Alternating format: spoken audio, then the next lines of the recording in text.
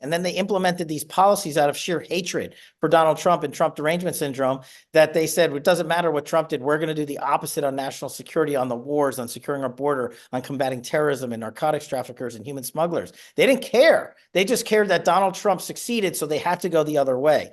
And we would not have seen the levels of corruption that the two-tier system of justice and the deep state has put on full display in Washington, in Florida, in Georgia, in New York, and Arizona, and so many other places. And I think we, as a country, in some odd way, of course, I would like to have had Donald Trump be president, but in some odd way, we've been able to expose to so many more Americans who would have had this swept under the rug that this is the reality of the radical left-wing movement, the Trump derangement syndrome, the mainstream media, and their disinformation efforts. And we've won more and more people over with the truth. And at the end of the day, that's all that I wanted. If November 5th, we have great shows like yours who put out the truth and Americans vote on the truth, great. I'm happy with that. When you have an American citizen alone, myself, who has taken on Christopher Wray more times than Congress, led by a Republican majority, that tells you the state of affairs. I've sued Christopher Wray in the FBI in federal court, and we are not stopping. Because this type of conduct from the world's top cop is baby gap law enforcement at its finest. This guy, Christopher Wray, the director of the FBI, just yesterday put out a notice to those causing destruction against America. He said, quote, knock it off. Knock it off. That's how you're going to defend American law enforcement and protect the American people? This guy is a joke. And whoever is running his communications department is even a worse leader and communicator than Christopher Wray ever is. What a stooge of the deep state and an apparatchik of these government gangsters. And remember, Christopher Wray was the one who actually permitted the government gangster Russiagate collusion hoax to continue. And so what stings the most, and sting's not even the right word, what is the most and largest tragedy of this entire situation? 4 people are dead. Students and teachers, beloved football coaches. And this guy, the shooter, was on the FBI radar for a year. Maybe, just maybe, if the FBI focused on rolling up terrorists at the border and protecting communities from known shooters, instead of focusing on DEI, white rage, and knock it off, we might actually have some protective results in our communities. Look, as a guy who ran the Russiagate investigation for House Republicans when we had the majority and exposed it, maybe they should go take a page out of that book and see what the power of congressional subpoenas looks like when you actually enforce them and go out and get the corrupt actors at DOJ and FBI and elsewhere to produce the documents so the American people have the truth. I think it's great that they had a show of support for President Trump, but you are in the majority. You're the only majority Republicans have.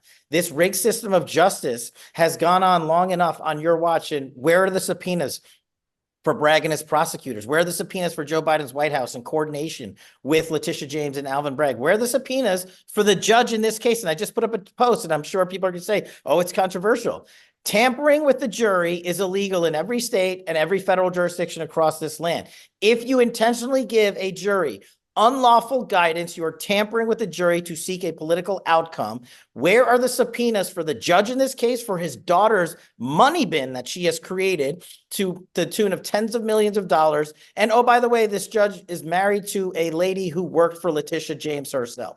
So where are the House Republicans sending these subpoenas, finding out how much of our taxpayer money was being utilized? Yes, state prosecutors use federal taxpayer dollars as well. And I haven't seen one witness testify. What happens if these House Republicans just would send Judge Marchand a subpoena? What is he going to do? Not show up?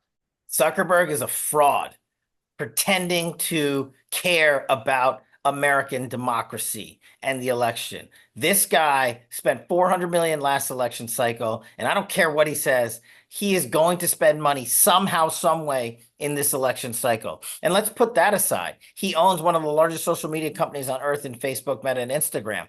I didn't hear the CEO and owner, Mark Zuckerberg, come out and say, I guarantee you my companies will not participate in censorship at the behest of the FBI or anyone else in the federal government, like we did in the last 2 elections, like we did with Hunter Biden's laptop, like we did with the 51 Intel letter. He could have said that, but he didn't, because he wants it to happen. And as a sort of proactive, preemptive move to say, oh, I told you so, he came out to the media and said, oh, you know, my bad, I'm sorry. But it doesn't matter to these guys because they're going to go past November 5th. And if they get their way and Harris is awarded the victory, they're just going to be like, nothing to see here. And if Donald Trump wins, they'll come back and say, see, our companies tried to comply, but it's BS. And Zuckerberg is the biggest fraud in big business. It's not just the CCP traffickers. It's the drug cartels are partnering with the CCP, are partnering with the people who know that they can get into this country illegally and get housing and get food and get shelter and get voter ID. They know that, and they're moving in the millions. That's one issue. What about the criminals and the terrorists that are now coming in? You talked about why are these people not talking? They're all joining forces. Iran, the CCP, Russia, Al-Qaeda's on the resurgence. They're all coming in, and Chris Wray's FBI just admitted to us that they lost 24 known terrorists in the last year. 24 known terrorists. They don't know where they are in the United States of America, but they know where your church is, and they know if you go out there and dare to speak for a pro-life position, the FBI is going to be on your butt, like white on rice. And that's what they're using the surveillance empire for. It's to further suffocate us. But here's the good news.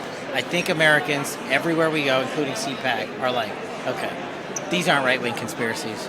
I don't even know if I love Donald Trump or dislike Donald Trump. The point is they love America like he does, and they're backing his movement because we just can't have this anymore. Yeah, well said. You're listening to the Alec Late Show. The future is family.